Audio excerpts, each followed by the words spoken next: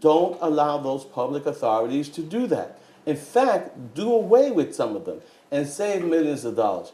So I think as we look at a $135 billion budget, and as we look at what's off budget, which is the public authorities, and look at what we're not doing, and we visit those sacred cows that get away with murder, we will find plenty of opportunity that does not have to directly result in the kind of service cuts or the kinds of cuts that, or tax increases that working families ought to get.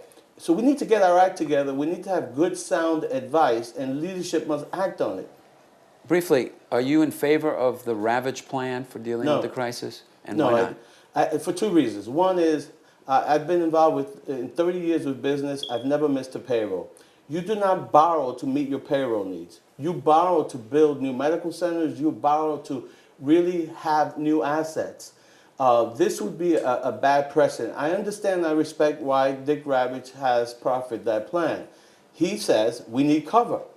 He thinks we need cover because we as a legislature have not stepped forward and made the tough decisions. That part's right, isn't it? It is right. It is right, but it doesn't have to define our future.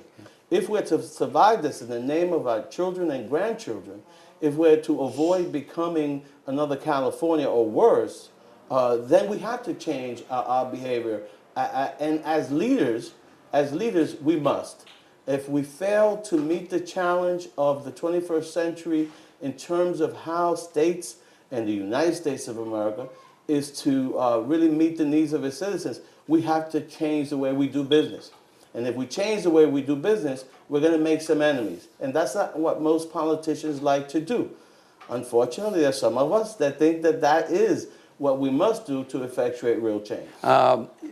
In conjunction with some of your colleagues, you basically paralyzed the legislature for a while in a coup. Effectively, that's what everybody called it. Right. When you said, we're not going to stick with the Democrats, we're going to hold up our votes and decide which way we're going to go. Eventually, it was resolved through compromise. You got certain things. You got a certain title. You got a new role in the Senate. You got certain staff increments, which also means more budget. There were things you asked for personally that you didn't get, like I believe the $100,000 for an office that you had asked for.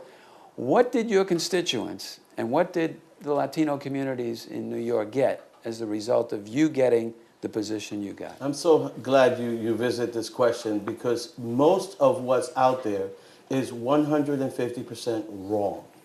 If you started to review my political history on June 8th of 2009, then maybe with a stretch you could make the case that you just outlined.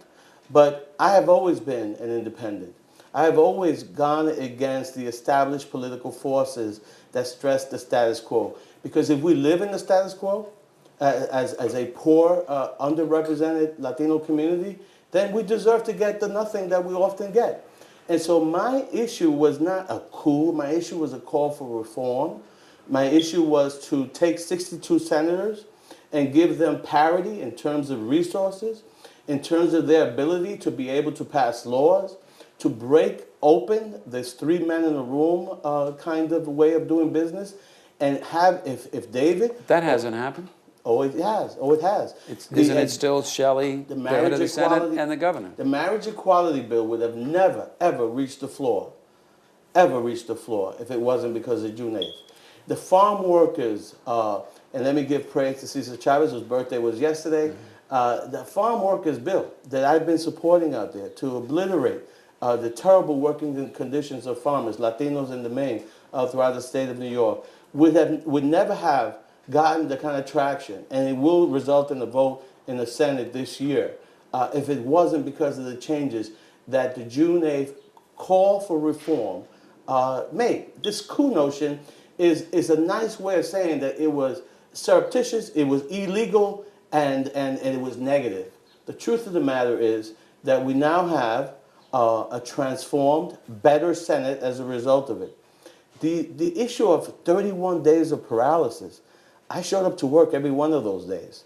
The optics on that will show an empty chamber on the Democratic side, minus yours truly. I showed up to work every day. Bills were there. We were ready to do it. And so the media wanted a bad guy. It wanted the boogeyman. It wanted to destroy the leadership impulse that I made that day on June 8th to say enough with business as usual.